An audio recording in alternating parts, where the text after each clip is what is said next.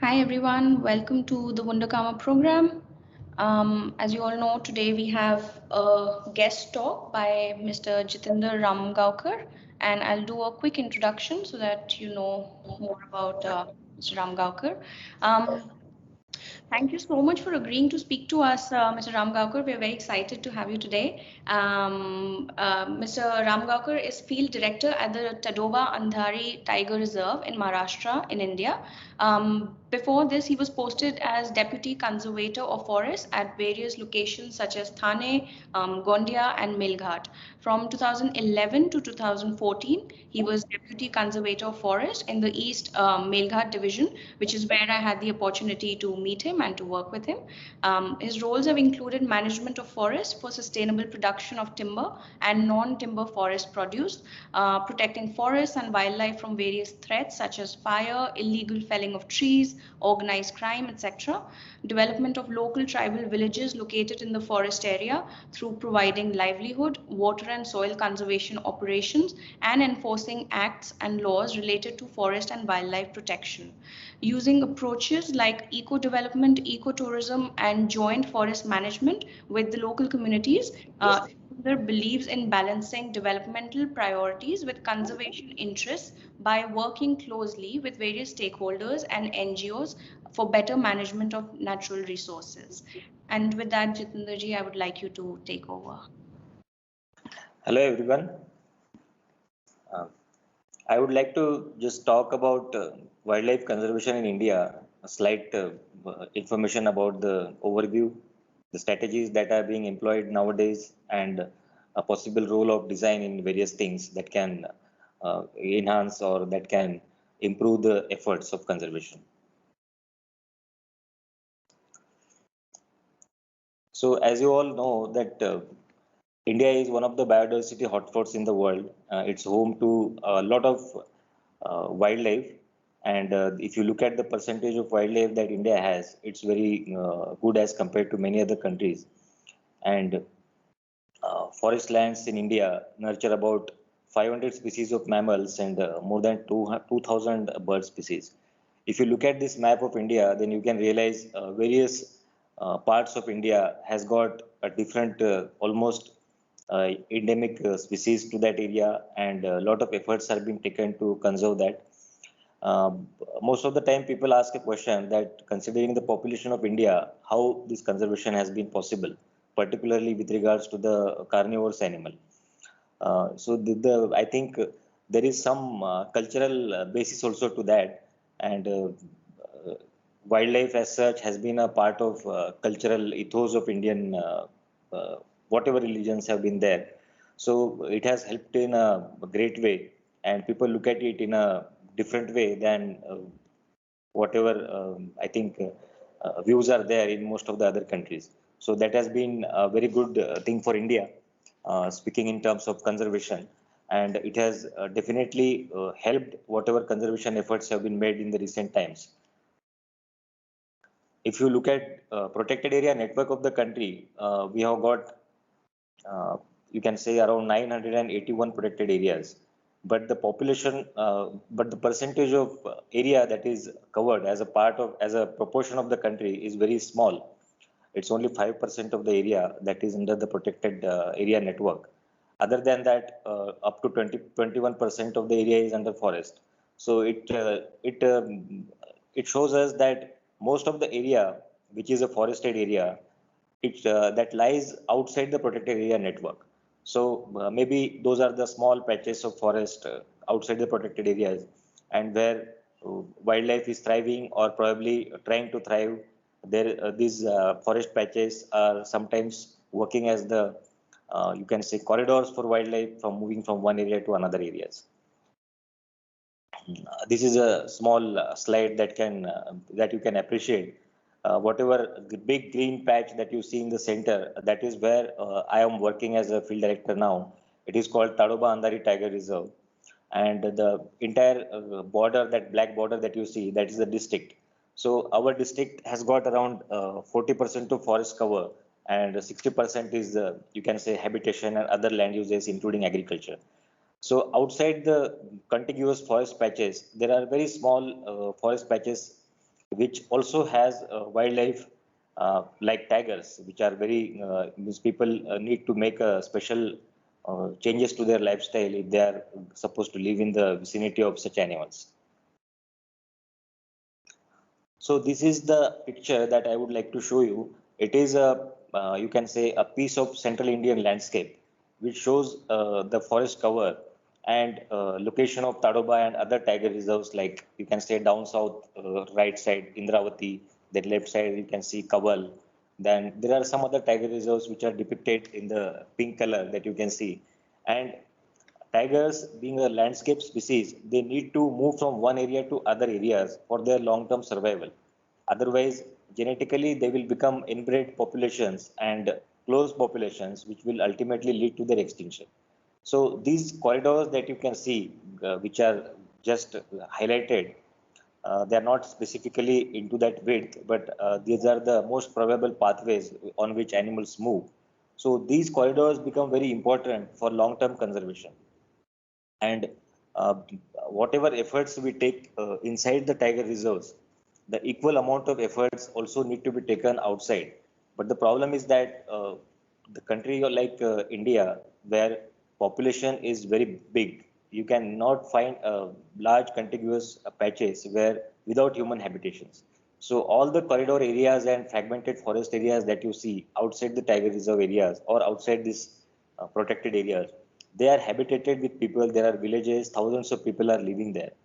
So uh, they need to make a specific changes to not only their lifestyle, but whatever infrastructure or whatever developmental activities that are being carried out, that has to have that sensitivity or an element of, you can say, a different kind of design so that people are able to coexist with this kind of animals. The area I would just like to explain where I am working, it has got great amount of biodiversity, as you can see.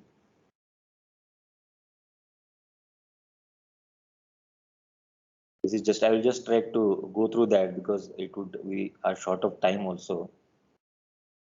I would just like to flag some management practices that we do here. We have a tiger conservation plan that is made for up to 10 years, and most of our strategies are focused around the protection that we give inside the tiger reserve area. So there are a lot of protection camps employing local communities deep within the forest areas. Then we manage water and grasslands so that herbivore population or prey population is managed so that they can support the populations of leopards and tigers, which are the top carnivores in the area. Then there is a systematic monitoring and estimation of tigers that is done every year at the tiger reserve level and at every 4 years at the country level. It is also done for the other co-predators like wolf, jackals, hyenas, and leopards that live in the same landscape as tigers. And one of the important strategy across the country has been a voluntary relocation of people from the core areas or protected areas of the country to outside, just to create inviolate space for wildlife like tigers, which can be long-term conservation is possible only if we can provide them inviolate, sufficient inviolate space. Uh, you can say a protected area for tigers, if it is to the tune of 800 to 1200 square kilometers, having you can say 20 breeding tigresses, then long-term conservation in that area is ensured. So that is what every protected area tries in the country, because Indian protected areas are very small as compared to say Africa or maybe Australia or US, and the kind of population that lives sometimes inside and around the protected areas is very huge.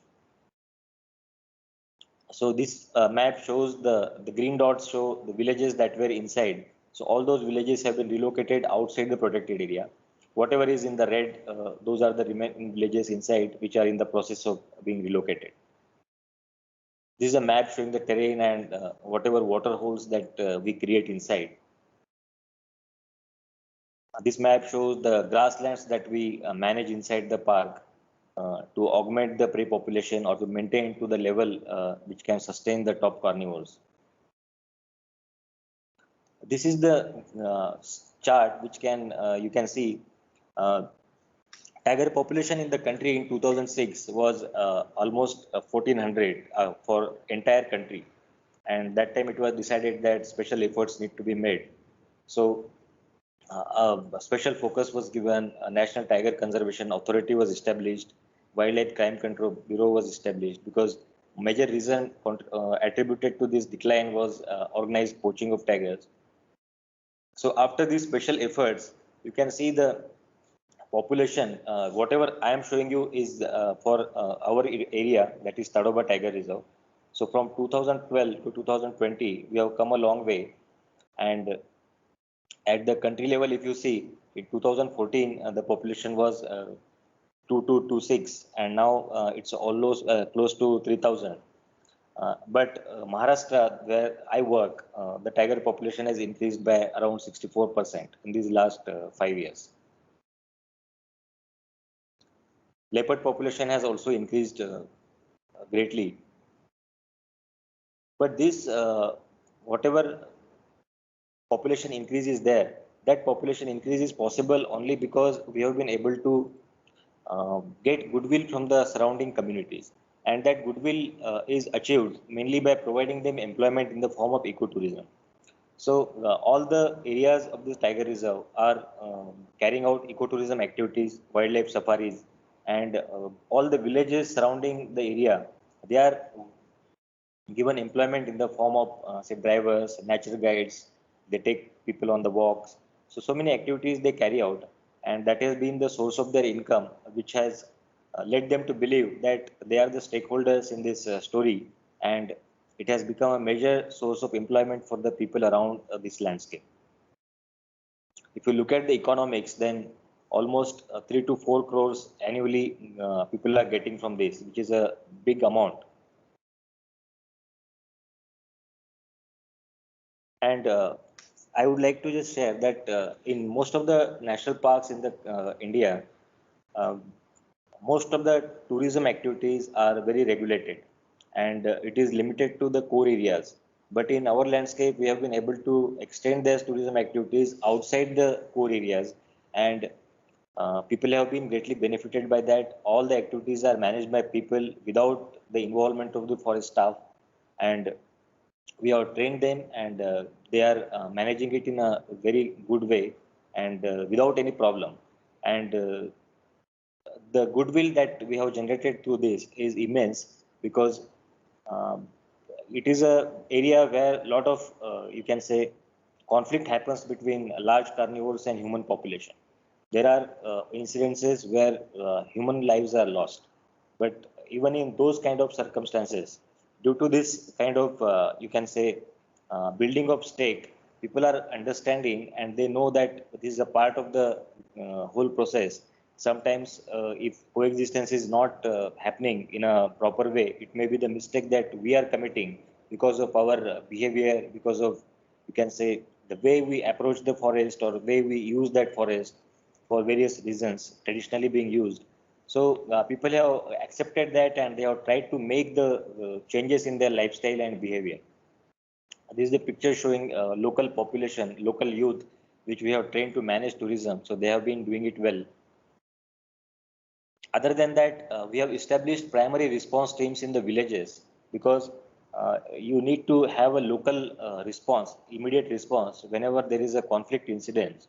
So whenever there is a attack of tigers in the villages, or there is a probability of attack, people have been seeing the tigers very close to the habitations. So these are the teams that go there.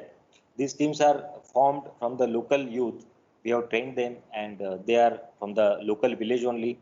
We provide them honorarium in the form of financial support, but they have been able to do good job because of the response time that they can do. Very quickly they can reach the site. Then alternative livelihood programs other than tourism, we have trained a lot of people in activities like tailoring, like some crafts, handicrafts. Then there are some other trainings like hospitality, where people have been absorbed in the hospitality industry.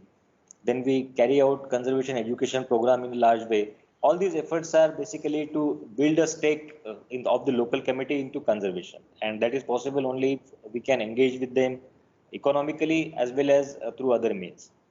And other than that, eradication of weed sources and protection network, these are the part of our habitat management issues, because habitat as such needs to be managed. And unless if you look at the Indian landscape, most of the park areas, because of the human intervention, invasive weeds are there.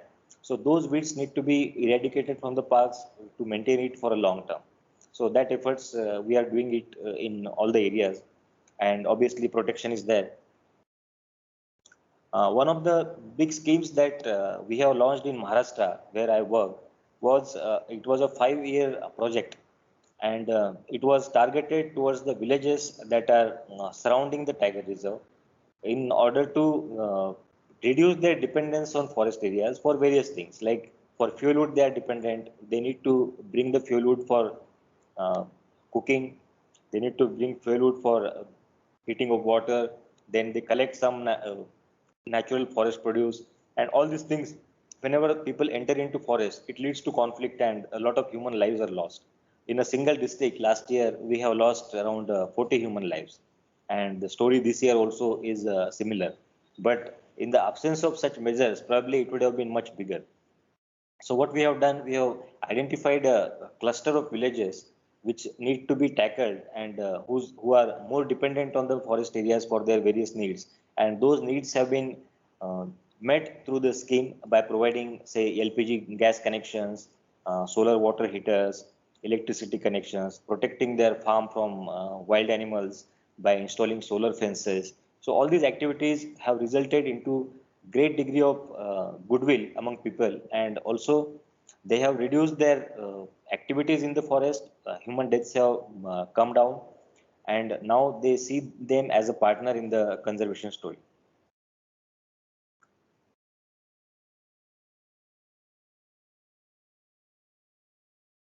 So this is just some of the pictures of these activities. We have also provided good milch cattle to people, because there is a lot of cattle population in the country. In our landscape itself, there are more than, we can say, 1,000 cattle in every village, but most of them are unproductive. So those have been replaced with, not all, but to some extent, we have tried to replace them with productive animals, so that cattle population reduces.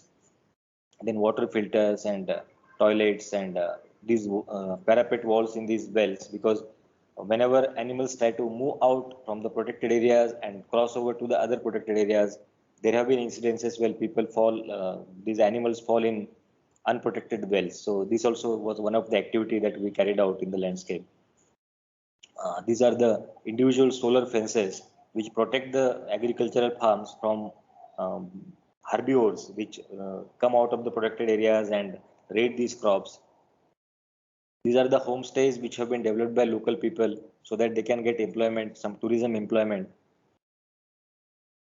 Uh, this is a conservation education program that we have been able to conduct. Around 15,000 students we have tackled, mostly from the government schools in the landscape which surround this national park, so that they also know what we are doing, and to generate goodwill among the people, understanding in the student level, so that they can educate whoever they meet, their friends, their families, and their villagers.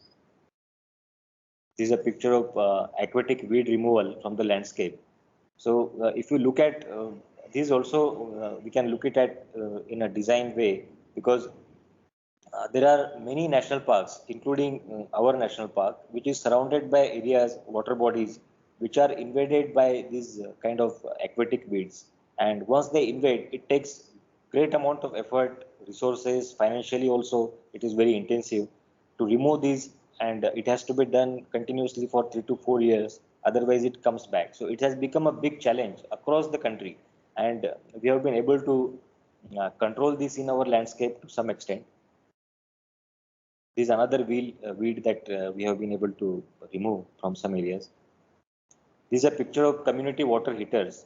It is one of the activity which we have carried out to reduce uh, dependence of people on fuel wood that is collected from forest. These are some activities. for generating goodwill among the people. These are the some livelihood trainings. All these activities have resulted into good amount of tiger population in the landscape. But population of tigers is being a territorial animal, they need to move around. So they come out of the protected areas and try to find new territories. So that has been the story across the country.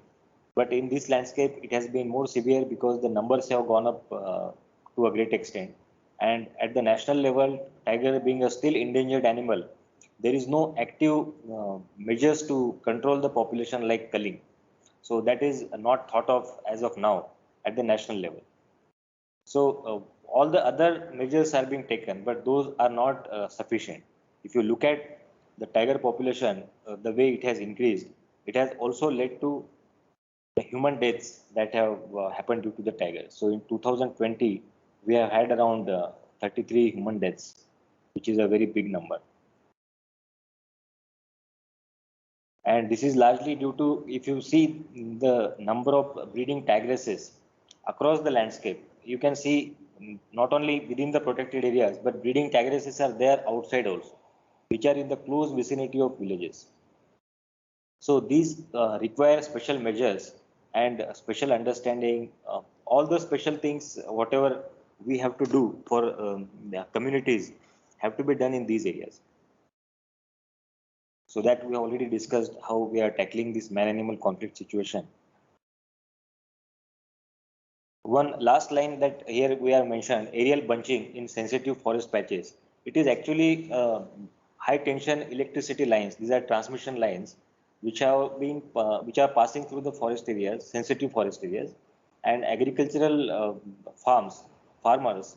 Sometimes they uh, do this electric fencing around their farms, and they charge their fencing with these high tension electric lines illegally.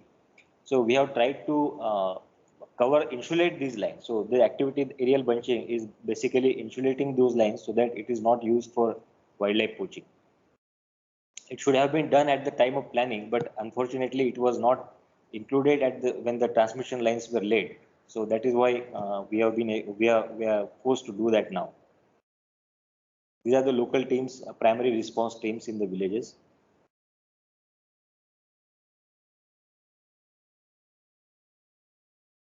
Now, we'd just like to talk briefly about why design is so important.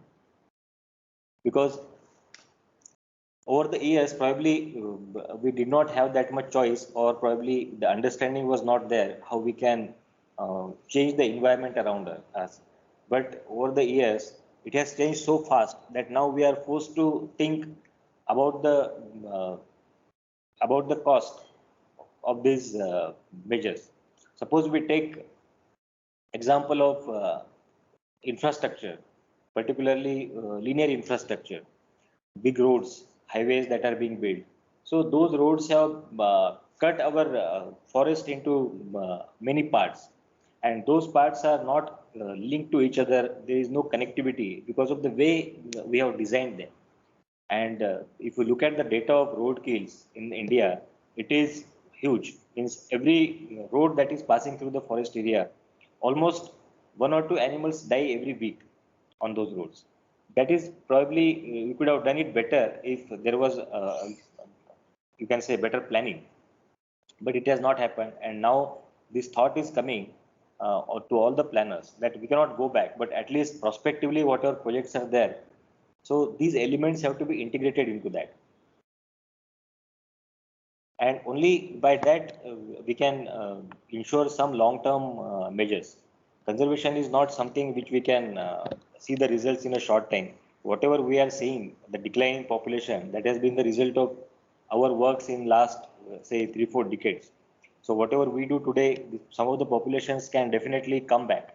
But for that, we need to uh, understand that whatever cost we are incurring by design changes, so that is justified. So we need to justify that cost by proper studies, proper understanding of the ecosystem, and what we are going to contribute by making those changes.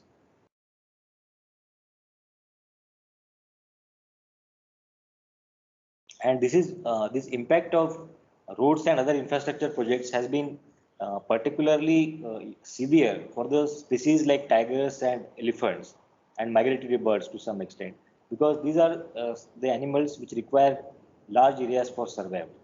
And not only large areas in a particular place, but they need to travel. They need to have, you can say, provisions for changing their gene pool uh, in a timely manner. So there has to be a connectivity between large chunks of forest, which is only possible if the intervening infrastructure takes these things into account. Otherwise, whatever has happened in the past will continue to happen, and uh, whatever efforts we are making in the direction of conservation, those efforts will be nullified by whatever ill-planned projects are there. Sometimes these projects are so critical that you can say, it can close the park, or it can completely decimate the population in those parks. This is an example of how a good infrastructure can happen. This is the left side, whatever image I am showing. It is one of the overpasses which was built in between Nagpur and one northern town. Earlier, the road was crossing through the forest, and it was a lot of wildlife death used to happen. But lot of debate happened, and the cost, almost 400 crores was spent on this. The cost was not justified by the national highway authorities, but ultimately they agreed to the concerns of wildlife, and this overpass was built. And now wildlife population is able to use that and cross this area very smoothly. It has become now an example how other infrastructure projects can include. Otherwise, you see the kind of designs are there within the forest areas. Animals find it very difficult, and you may also read many times in the press that animals like elephant, they die on the railway tracks, roads, and so this kind of uh, you can say infrastructure designing is required in such a way that the animals in that particular landscape can use it. There is a provision for ecosystem connectivity on the both sides of the infrastructure, whatever we are doing. Other areas where design can contribute is ex situ conservation, because whenever we plan to breed an animal outside its natural habitat, we need to provide them a habitat which is as close to natural. So, in the zoos where conservation breeding programs are happening for animals which are critically endangered, so this kind of design, by understanding the ecosystem in their home range, you can replicate it and provide them in the artificial locations to make breeding successful. Otherwise, the kind of design that you see in most of the places is something that is not conducive to animal, and breeding is not possible in any way. But otherwise also, animal welfare point of view also, those designs are not suitable. So we need to go towards something more naturalistic setting, even if we are keeping those animals in a confined way. And then there are challenges of wildlife rescue. Animals like tigers, leopards, elephants, whenever they go into human dominated landscape, they need to be rescued in a proper way. So currently, whatever rescue technologies we are having, it is not proper in the sense it is working, but there is a lot of chance that we can improve it. Particularly animals like tigers and leopards, where we try to capture them by tranquilizing, so they can actually be captured in a uh, cages, properly designed cages, or a system where we can operate it remotely without human intervention. So those kind of things are possible, but it is not existing at the moment. So that thinking has to go into that, and not only this, but villages, the kind of villages and habitations that are there close to the forest, how we can make them in such a way that animals do not find it difficult to negotiate and also safe for human beings. We had an incident last week here. One tigress had entered into a tourist resort. The resort had built a 12-feet fence. The animal had crossed inside, but it could not come out. There is a regulation that we can construct only 10% of the area, and whatever area is beyond that, you need to keep it free for animal movement. You but it was not followed. And the design of the fence was such that animal could not move out. So we had to go and tranquilize the animal and bring it out, which leads to the stress towards the animal, disorientation towards the animals. And whenever the animal is released into wild again, then the animal can go to the villages and create another kind of problem. So simple design things can help animals negotiate the terrain in a much better way and ensure human safety as well.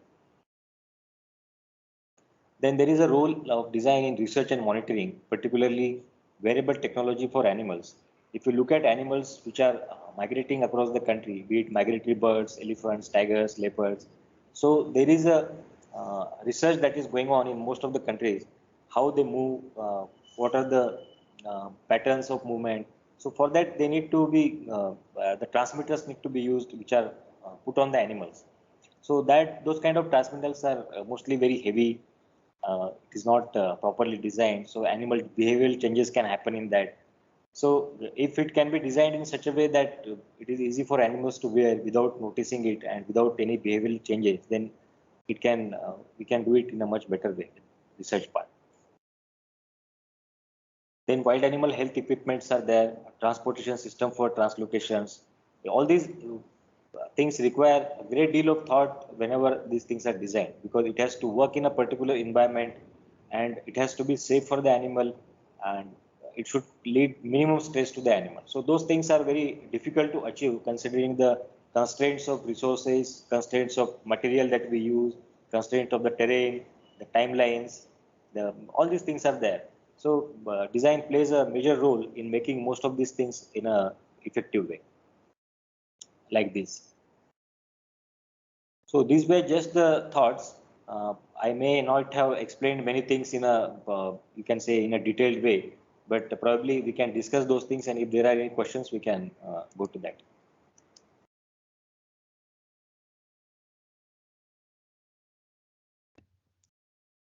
Thank you, Jitender ji. Class, please feel free to ask questions.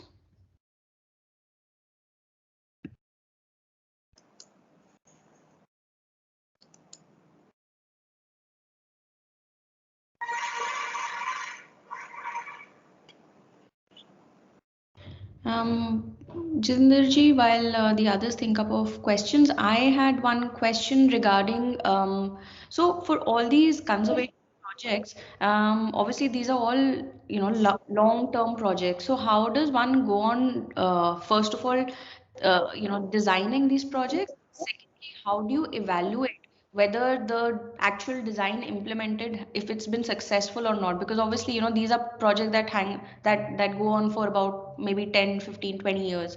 So in that time, a lot of, the environment changes. So how is the measurement of success for these projects done? Is it, is there something that you can? Yeah, see, there is a very strong baseline data for all the, you can say, ecosystem parameters, be it wildlife populations, be it, you can say, plant communities. So good baseline data is available in the form of previous surveys.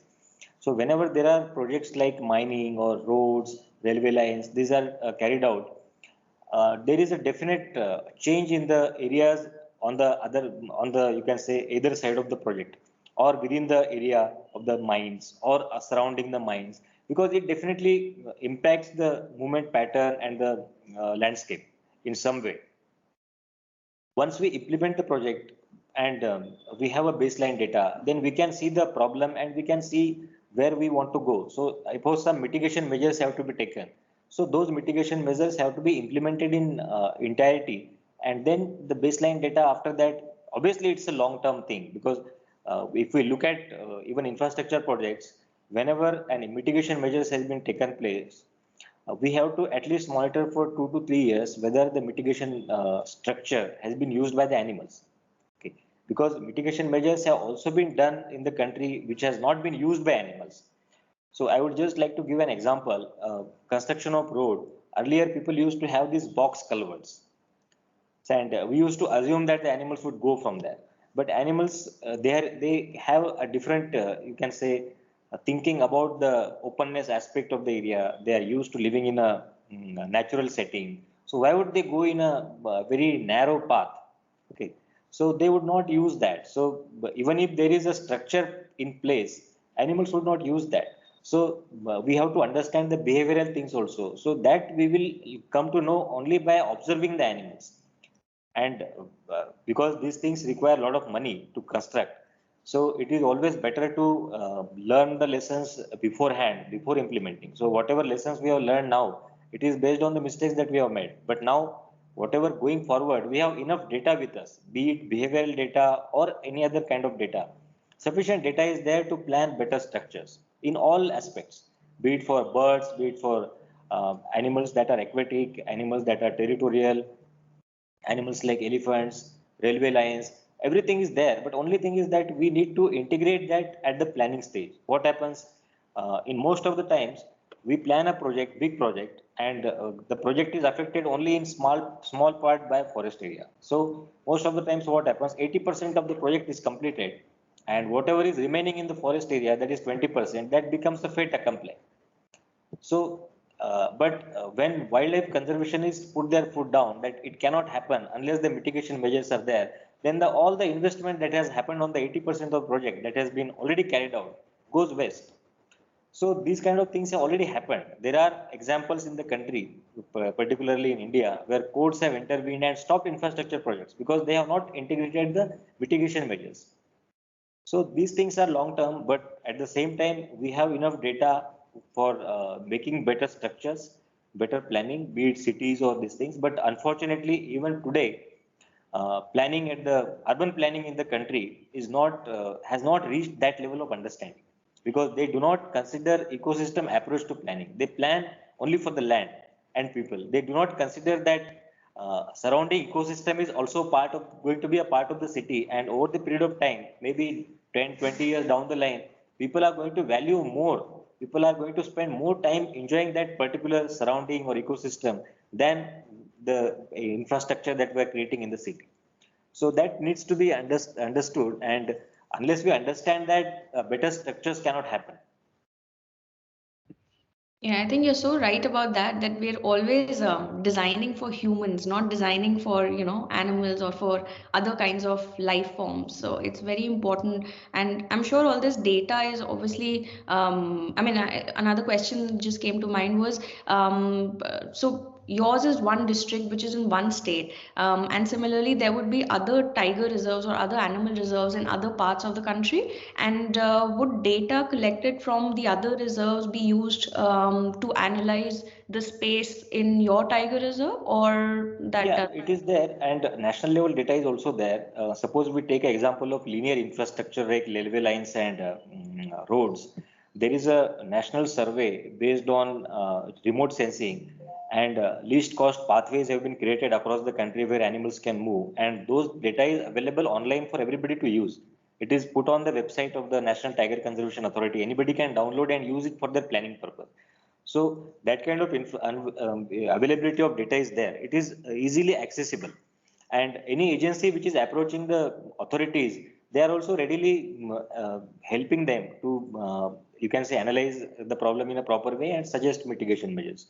But most of the time, that thinking itself is not there. So unless you bring in that thinking, the next step cannot be taken. Thank you. Any questions from class? Or any comments or thoughts?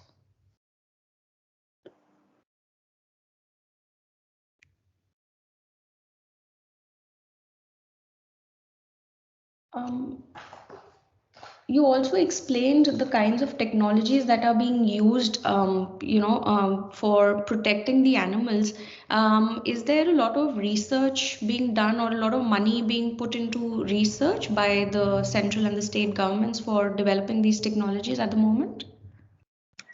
A lot of money is put on the research, but development of this technology is mostly done by some traditional companies. They are doing it at their private level. Government is not putting money into this development of, you can say, designing these technologies. But research as such, field level research is being funded by the government. It is up to the agencies or the researchers to choose proper technology, and they can give feedback to the agencies who are developing it. Looks like my class is feeling very shy, not asking questions. Guys, if you have any feedback or any questions at all, please feel free to ask.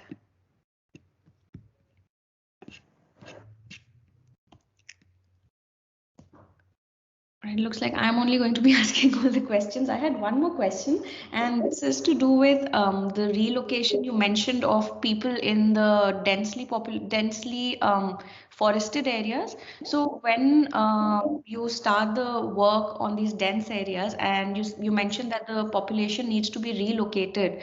Obviously, for them, it's a big shift, and I mean, although you mentioned that livelihood measures are taken, so they obviously feel that they are also part of the development. They are also the stakeholders, important stakeholders. But have there been in the past any resistances from these communities to move out of the forested areas, or not really? No, resistance is mostly not there because life inside the tiger reserves or inside the protected areas is very difficult because Yeah. many facilities cannot reach these people. There are no good hospitals, no good schools, no electricity most of the times. Then good roads are not there.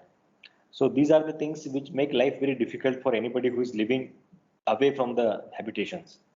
So these people have been wanting their government to relocate them out of these areas for a long time.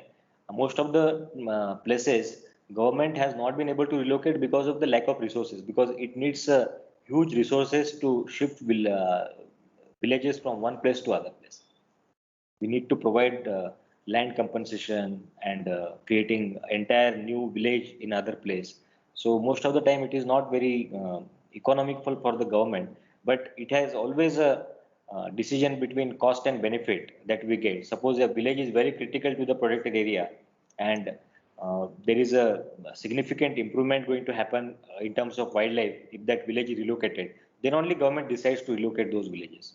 And critical tiger reserves, most of the areas are critical tiger areas declared by the government, and they are being taken on priority by all the governments, state governments as well as national governments, to relocate these people. And another question which I've been thinking of in terms of COVID-19 and how it's affected, globally, it's affected everybody. But in terms of the tourism, obviously, tourism is not happening at the moment, or probably not as much as it used to before COVID-19. Has that affected the tiger numbers at all, or No, independent? wildlife population has not been affected, but definitely it has impacted the livelihood of people, and Yeah. people are affected to a great extent because um, tourism has come down almost by 50%. It is still going on, but not to that extent. It has reduced a lot. Okay.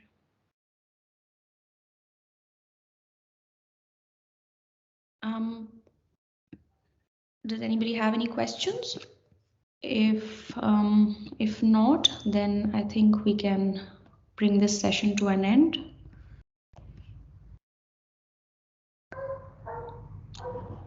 All right, I think Jitendra that's been very, very useful for us because the class is, beginning to start their design work now. So they've all kind of looked at the different continents, and they've all identified different sites within each continent, which they have, they will be looking at designing for biodiversity. So I think your lecture, your talk has come at the right time for us, in the sense that, it's helped us to understand how it would work in the field, because obviously, these are all online classes.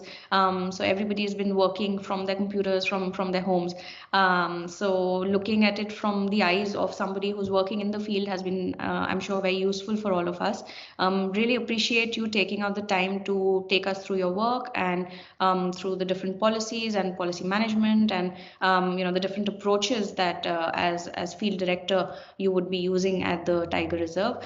Thank you once again for coming today, and I hope my students might get in touch with you later on. So I hope it's all right if I share your email ID with them. If they have any questions, possibly they would like to write to you. I hope that's all right with you if I share your Yeah, email. all right, right, please, no problem. All right, great. Thank you so much, Jitendra ji. Thank you everyone. Bye. Bye-bye. Thank you. Thank you.